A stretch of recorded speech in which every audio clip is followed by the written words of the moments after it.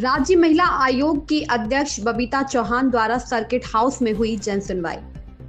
महिला आयोग राज्य महिला आयोग की अध्यक्ष बबीता चौहान द्वारा सर्किट हाउस में आज जन सुनवाई की गई। इस मौके पर बड़ी संख्या में महिलाएं अपनी समस्याओं के समाधान के लिए सर्किट हाउस पहुंची, जहां मौजूद संबंधित विभाग के अधिकारियों को महिला आयोग अध्यक्ष द्वारा समस्याओं के समाधान के लिए निर्देशित किया गया। प्रदेश में महिलाओं की समस्याओं के निस्तारण को लेकर राज्य महिला आयोग पूरी तरह सक्रिय नजर आ रहा है, जिसको लेकर राज्य महिला आयोग की अध्यक्ष लगातार जिले जाकर समस्याओं को सुन उनके निस्तारण को लेकर निर्देश दे रही है। इसी क्रम में राज्य महिला आयोग के अध्यक्ष बबीता चौहान द्वारा सर्किट हाउस में जन सुनवाई की गई। इस मौके पर बड़ी संख्या में महिलाओं ने पहुंचकर अपनी समस्याओं से महिला आयोग के अध्यक्ष को अवगत कराया, जिसको लेकर महिला आयोग अध्यक्ष ने मौके पर मौजूद संबंधित विभागों की अधिकारियों को निर्देशित किया कि समस्याओं का जल्द से जल्द निस्तारण करें। इसी के साथ उन्होंने बताया कि हर जिले में महीने में 2 बार महिलाओं से संबंधित जन सुनवाई की जाती है, जिनके समाधान के लिए भी समय तय किया गया है। इसी के साथ राज्य महिला आयोग के अध्यक्ष ने बताया कि घरेलू हिंसा से जुड़े मामले अधिक आ रहे हैं, जिसके लिए लगातार निर्देशित किया जा रहा है कि उनका निस्तारण समय से किया जाए। भारत लाइव 21 न्यूज आगरा से संवाददाता राशिद अहमद की रिपोर्ट।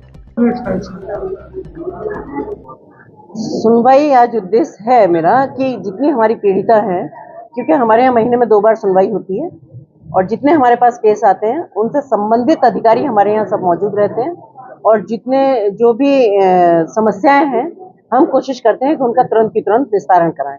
जो कोर्ट में केस चल रहे होते हैं उनका तो एक अलग मामला है कि क्योंकि वो कोर्ट पे ही छोड़ दिया जाता है। बाकी जो कोर्ट में नहीं है, जो पुलिस में है, जो पुलिस के द्वारा है या जो भी सेटिस्फाई नहीं है, तो उनकी हम पूरी मदद करते हैं और केसों का कोशिश करते हैं कि हम निस्तारण करें।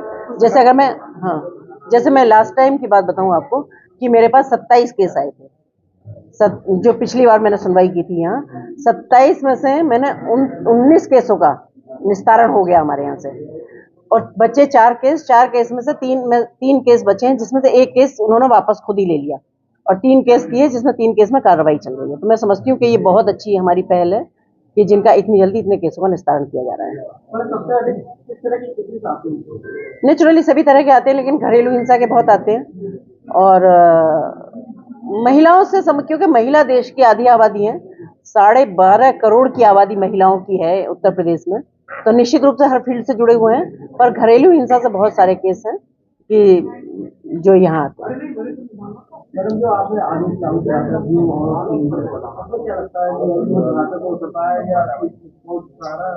नहीं, देखिए उसमें बिल्कुल धरातल पे उतरेगा और उसका रिस्पांस भी मिलेगा। एक्चुअली क्या है कि वहाँ जो वो चीजें थी, वहाँ अभी लोगों का माइंड ही सेट नहीं था कि हमें यहाँ महिलाएं भी रखनी चाहिए, तो हमने उनको थोड़ा टाइम दिया है। एक तो हमें प्रशासनिक तौर पे थोड़ा टाइम दिया कि उनकी काउंटिंग की जाए, काउंट किया जाए कि कहाँ कितने जिम है या कितने पार्लर हैं या कितनी चीजें। दूसरा ये भी है कि क्योंकि उनका माइंड सेट नहीं था, तो हो सकता है उनके साथ में ये प्रॉब्लम आ रही हो कि हम इसमें काम करने के लिए महिलाएं कहाँ से लाएं। तो इसके लिए हमने उनको थोड़ा टाइम दिया है और उसमें भी हमने उनसे कहा कि अगर उनको महिलाएं नहीं मिल पाती हैं तो उनको महिलाएं हम देंगे, क्योंकि हमारे पास बहुत सारी सोशल ऑर्गेनाइजेशंस ऐसी हैं कि जिनमें महिलाओं को प्रशिक्षण दिया जा रहा है। तो निश्चित रूप से जब ऐसी महिलाएं वहाँ होंगी तो वो आत्मनिर्भर भी बनेंगी, उनको काम मिलेगा, रोजगार मिलेगा और उनको भी हम सुविधाएं दे पाएंगे। उसके बावजूद भी अगर प्रशिक्षित महिलाओं की कहीं कोई कमी आती है तो हमने डिसाइड किया है कि हम ऑर्गेनाइजेशंस के थ्रू या हम जैसे भी कोशिश कर सकते हैं तो हम इस तरह के कुछ और प्रशिक्षण केंद्र हम खोलेंगे, जिसके थ्रू हम महिला वहां से निकाल पाएंगे। तो इसलिए हमने थोड़ा सा टाइम दिया।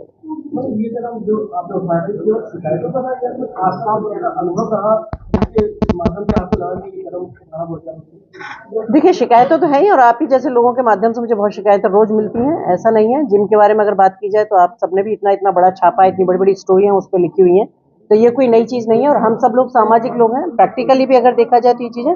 दूसरा एक ये भी है कि महिलाओं की सुविधाओं के साथ साथ हम महिलाओं को आत्मनिर्भर बनाने की भी बात कर रहे हैं, महिलाओं को रोजगार देने की बात कर रहे हैं। अगर आप आगरा में बैठे, अगर आगरा की भी बात की जाए, बहुत कम संख्या में बताऊंगी कि अगर यहाँ 100 जिम भी होंगे, अगर 100 में हम 2 महिलाओं को भी वहां कर देते हैं तो हम 200 महिलाओं को आत्मनिर्भर बना पाएंगे। तो एक ये भी है। दूसरा ये है कि जिन महिलाओं को असुविधा है या जो महिलाएं नहीं चाहती हैं कि हम पुरुष ट्रेनर के साथ ट्रेनिंग लें, तो उनके लिए एक ऑप्शन के तौर पर भी वहां महिला उपलब्ध रहेगी।